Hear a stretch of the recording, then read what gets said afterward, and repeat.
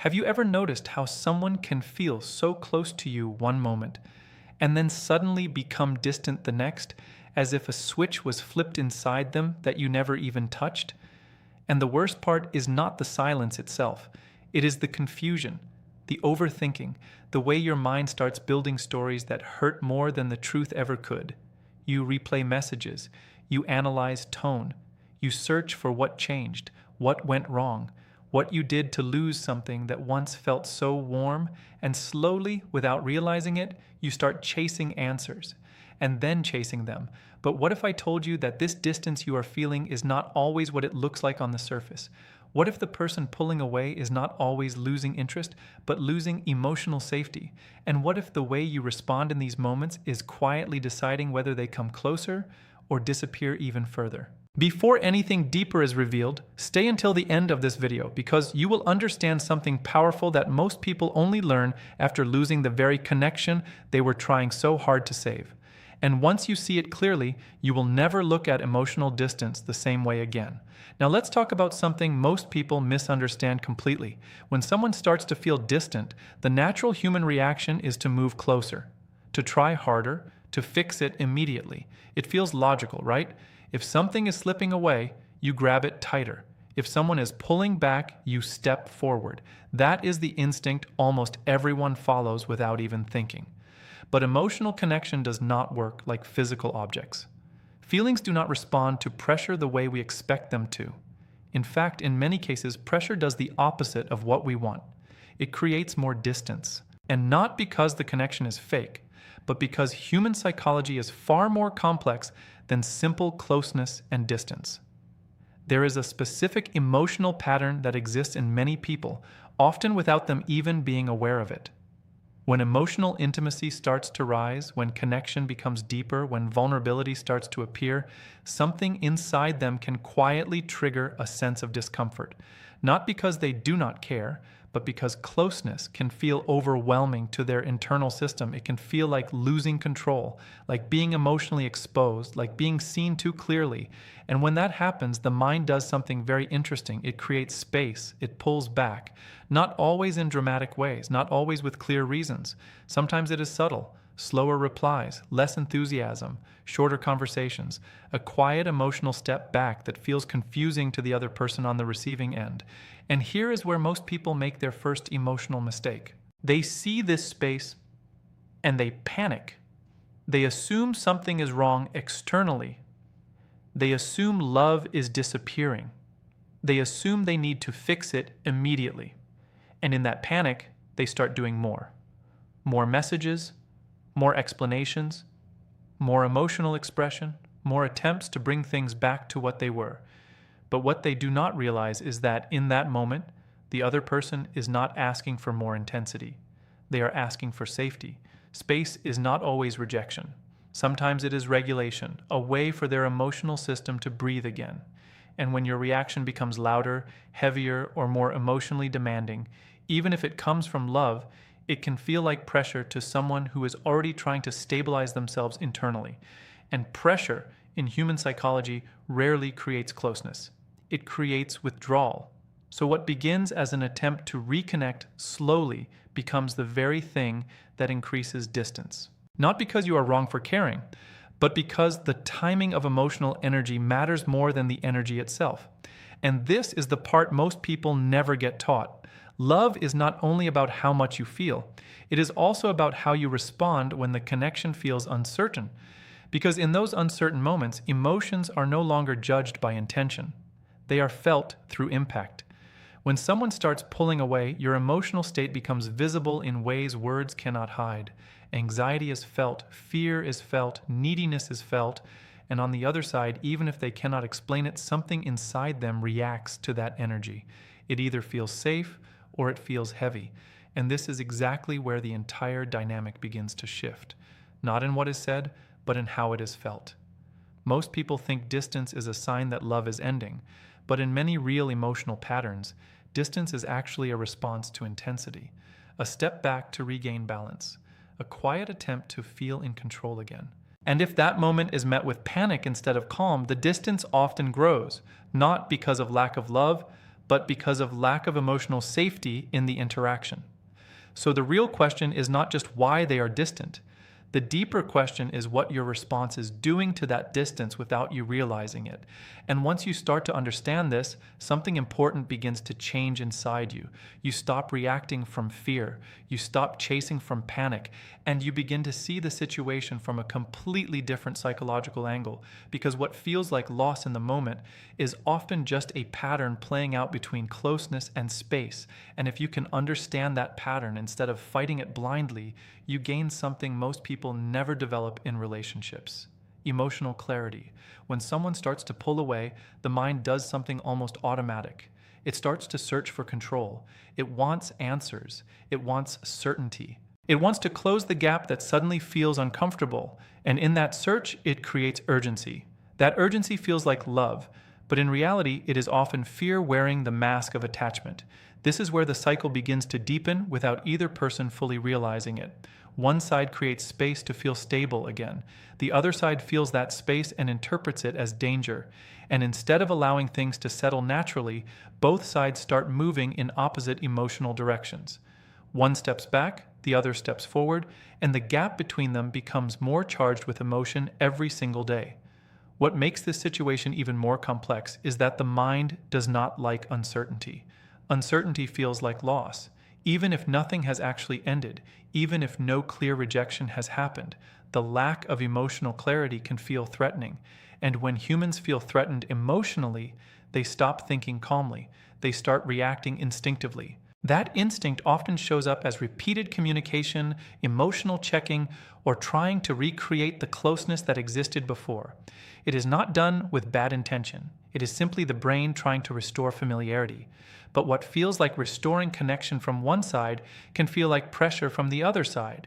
And here is the part most people miss. Emotional systems do not respond well when they feel overwhelmed. When someone already feels internally unsettled, too much external emotional demand can intensify their need for distance, not because they do not care, but because they are trying to regulate their inner state. So instead of closing the gap, the actions meant to fix it sometimes widen it. At this point, something very important needs to be understood. Emotional closeness is not built through intensity. It is built through balance. When interaction becomes emotionally heavy on one side, the other side naturally tries to find lightness. It is not a conscious decision. It is a psychological balancing mechanism. Think of it like this. When emotional pressure rises in a connection, the nervous system reacts before logic even enters the picture. The body senses weight, expectation, urgency, and in response, it seeks relief. That relief often comes in the form of withdrawal, silence, or reduced engagement. Not as punishment, but as protection. This is why trying harder at the wrong time can create the opposite result. Because effort without emotional timing does not always translate into connection. Sometimes it translates into imbalance, and when imbalance continues for too long, misunderstanding begins to grow on both sides. One person feels ignored, the other feels overwhelmed, one feels abandoned, the other feels pressured, and both start acting in ways that confirm their fears. What started as simple emotional distance slowly becomes a repeating pattern of reaction and retreat. And the longer this pattern continues, the more natural it starts to feel, even though it is actually damaging the connection underneath. At this stage, the most powerful shift is not doing more. It is doing differently. The energy that is being brought into the situation matters more than the actions themselves, because emotional communication happens beneath words. It happens through tone, timing, and presence. When fear leads the response, everything becomes reactive. When calm leads the response, everything becomes grounded, and the difference between those two states completely changes how the other person experiences the connection. Calm energy does something interesting in emotionally sensitive dynamics. It removes pressure. It creates space without demand. It allows the other person to feel their own emotions without feeling controlled by someone else's urgency. And that sense of emotional freedom is what often brings softness back into the interaction. But this calmness is not something that can be faked. It cannot be performed through words alone. It has to come from within. It requires stepping back from the emotional urgency that tries to take over during uncertainty.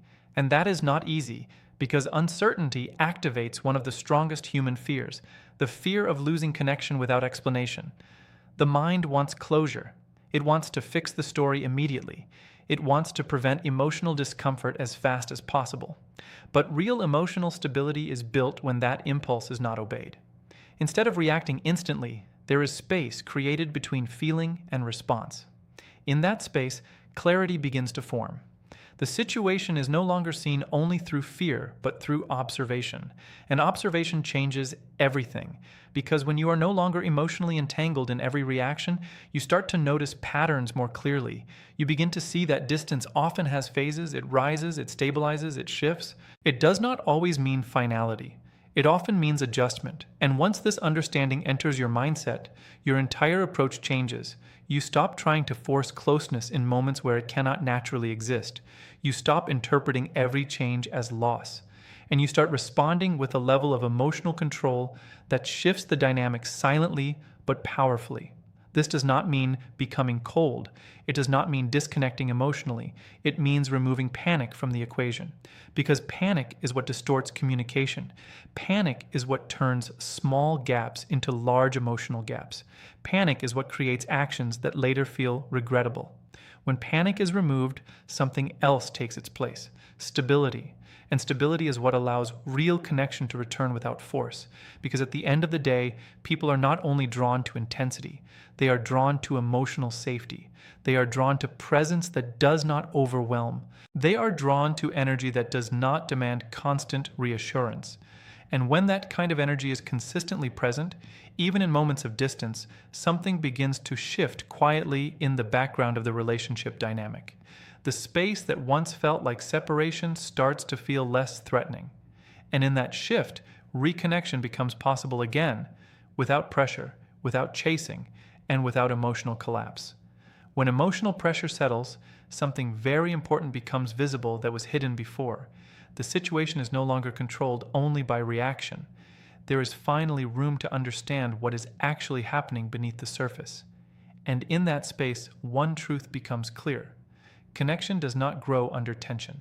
It grows under emotional safety that feels natural, not forced. Many people never reach this stage because they stay trapped in urgency. They believe closeness can be restored through effort alone. But effort without emotional awareness often misses the real need of the moment. At certain points, what matters most is not action, but tone. Not effort, but energy. Not words, but the feeling behind them. When someone is internally overwhelmed, they are not rejecting connection itself.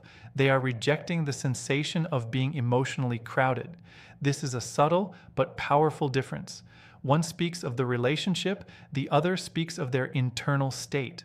And confusing these two leads to unnecessary emotional damage.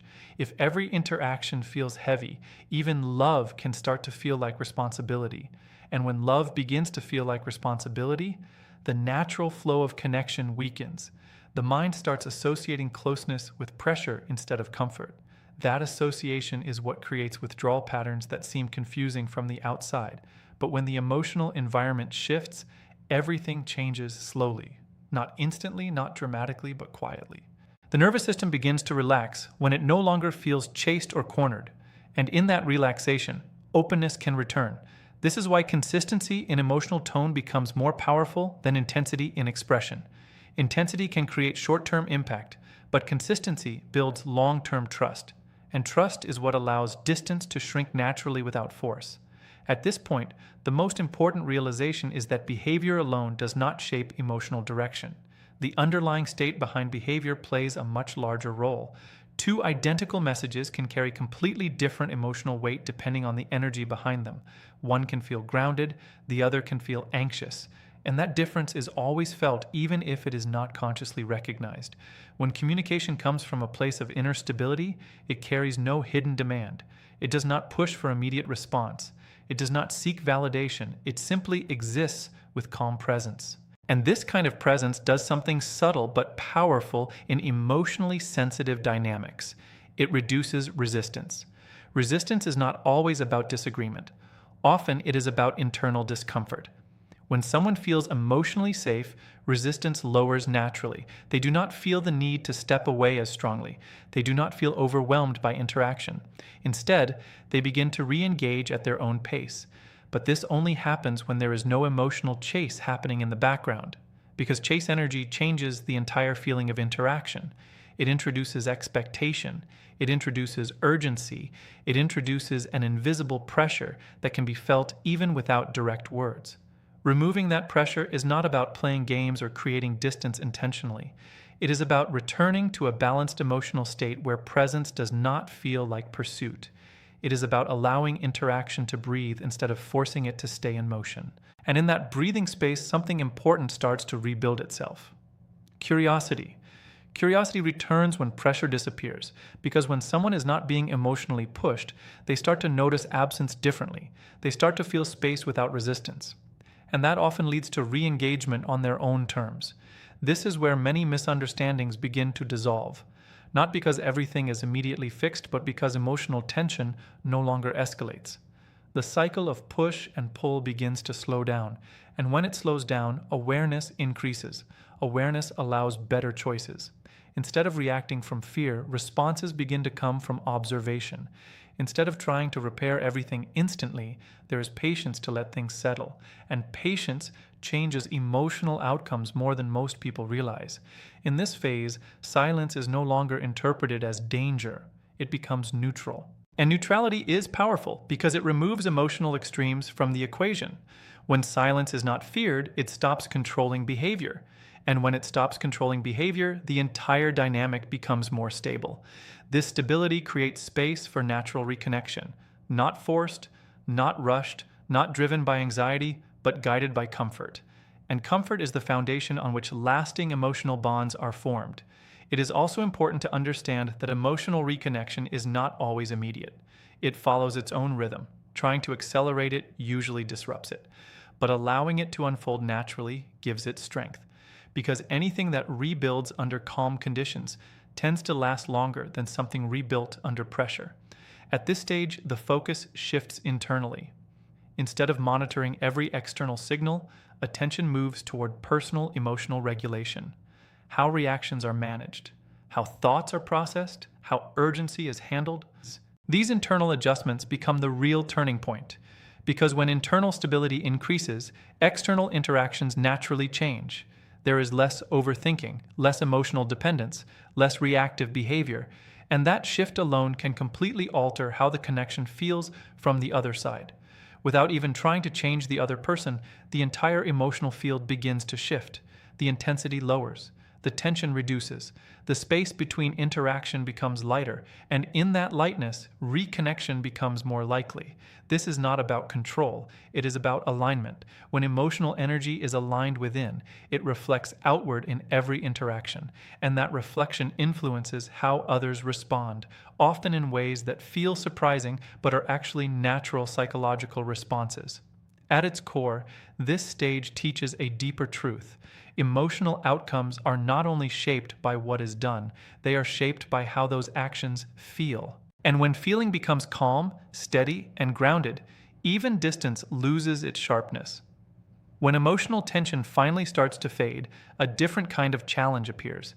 It is no longer about reacting too much, but about learning how to respond with intention. This stage is often misunderstood because it feels quieter, yet it requires more strength than the earlier chaos. Silence becomes louder in its own way, and every action carries more weight because the urgency has disappeared. At this point, the mind tries to test stability. It looks for reassurance in subtle ways. It wonders if the connection is improving or fading. It starts scanning for signals again. But the difference now is that awareness is stronger than impulse. There is a gap between thought and reaction that did not exist before, and in that gap, real control begins to form.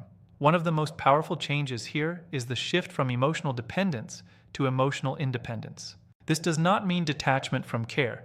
It means care without collapse. It means feeling without losing balance. When emotional well-being is no longer tied to another person's immediate response, everything becomes lighter internally. This lightness changes perception. Situations that once felt urgent begin to feel manageable. Delays no longer create panic. Reduced communication no longer feels like rejection.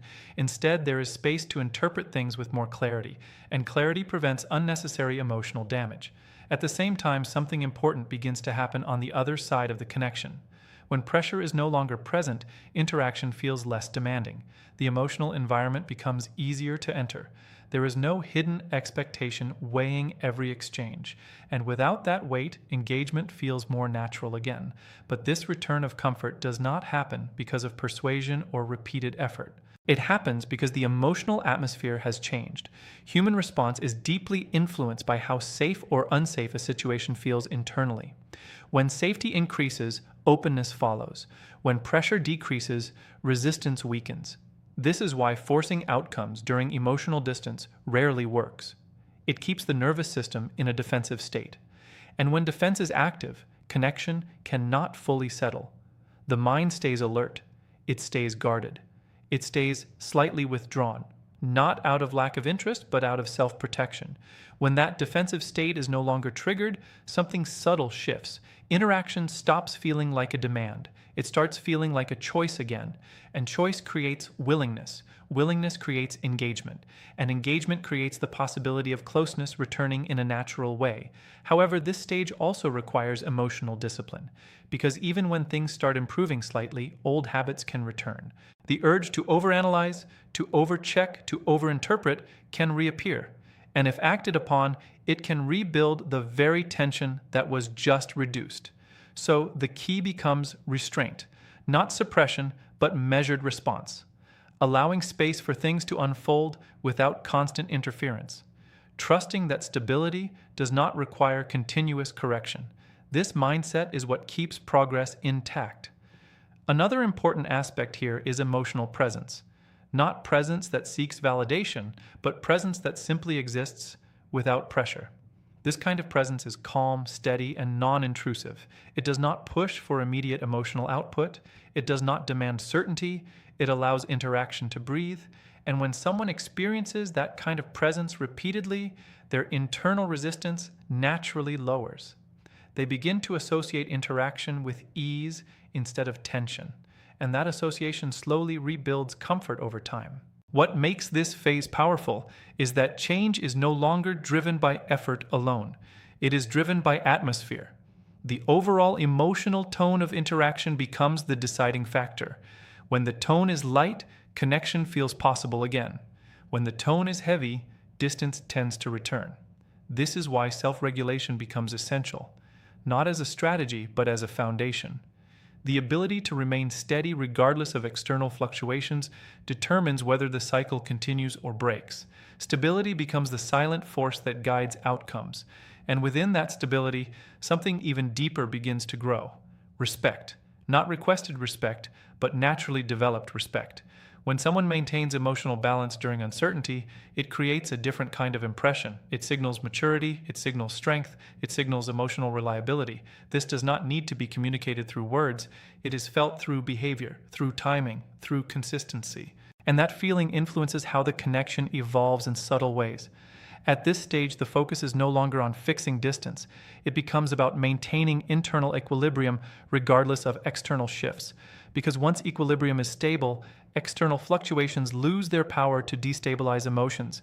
And when emotions are no longer easily shaken, decisions become clearer, actions become more intentional, and responses become more aligned with long-term emotional health rather than short-term emotional relief. This shift marks a turning point, because instead of being pulled by every change in interaction, there is now an anchor within. That anchor prevents overreaction. It reduces emotional volatility, and it creates a sense of grounded presence that was missing before. From this grounded state, connection has a better chance to reform naturally, not because it is forced, but because it is no longer being disrupted by instability. And when instability is removed, emotional pathways begin to open again on their own.